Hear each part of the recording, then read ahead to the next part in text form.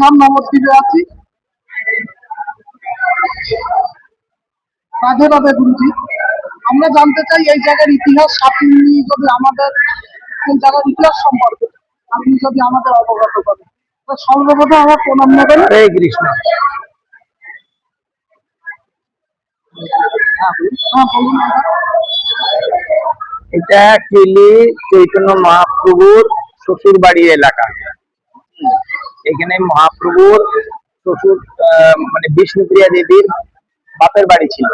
বিষ্ণুপ্রিয়া দেবী হচ্ছেন চৈতন্য মহাপ্রভুর দ্বিতীয় পত্নী, হ্যাঁ, তপন মিশ্রের কন্যা। তো চৈতন্য মহাপ্রভু যখন সন্ন্যাস দীক্ষা নেন 24 বছর বয়সে, তখন মহাপ্রভু এখান থেকে পুরীধাম চলে যান সচিবের আদেশে। তো তখন আমাদের বিষ্ণুপ্রিয়া দেবীর বয়স 16 বছর। তো 16 বছর বয়সে উনার স্বামী যখন সন্ন্যাস নিয়ে চলে যান, তো উনি ওনার বিরহ মুড ছিল, বিরহ ভাব, সবসময় কান্না করতেন। তো মহাপ্রভু ওনার স্বপ্নে আসেন আর ওনাকে নির্দেশ দেন যে তুমি স্নান করতে যাবে গঙ্গাতে। তো একটা বড় নিম কাঠ পাবে, ওই নিম কাঠ দিয়ে তুমি আমার বিগ্রহ বানাবে, আর যেরকম ভাব নিয়ে তুমি সেবা করবে সেই ভাবে আমি তোমার সেবা গ্রহণ করব।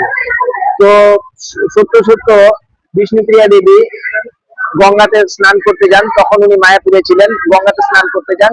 গঙ্গা থেকে উনি একটা কাঠ পান, ওই কাঠ দিয়ে এই যে বিগ্রহ দেখছেন, এই বিগ্রহের নাম হচ্ছে ধামেশ্বর মহাপ্রভু। এই বিগ্রহ উনি প্রকট করেন আর এই বিগ্রহকে উনি সেবা পূজা করেন। তো উনি কিরকম ভাবে সেবা করতেন, কিছু চাল নিতেন, চাল নিয়ে এক দানা করে নিতেন, হরে কৃষ্ণ কৃষ্ণ কৃষ্ণ হরে হরে, হরে রাম রাম রাম হরে হরে, এরকম করে উনি সারাদিনে যতখানি হরিনাম করতেন সেই রকম চাল সঞ্চয় করতেন। ওই সঞ্চিত চাল সন্ধ্যার সময় উনি ওইটা দুভাগ করতেন। ওই দুভাগ, এক ভাগ উনি রান্না করে মহাপ্রভুকে ভোগ লাগাতেন, আর এক ভাগ উনি সারা বছরে সঞ্চয় করে যখন এই বঙ্গদেশ থেকে মহাপ্রভুর কাছে এই গৌড়ীয় বৈষ্ণবরা যখন দর্শনে যেতেন তখন ওনাদেরকে দেওয়া হতো, আর ওনারা গিয়ে মহাপ্রভুর সাক্ষাতে ওইটা সেবাতে কাজে লাগাতেন। তো এইরকম উনি 80 বছর এইরকম ভাবে উনি এই মহাপ্রভুর শ্রী বিগ্রহ সেবা করেন।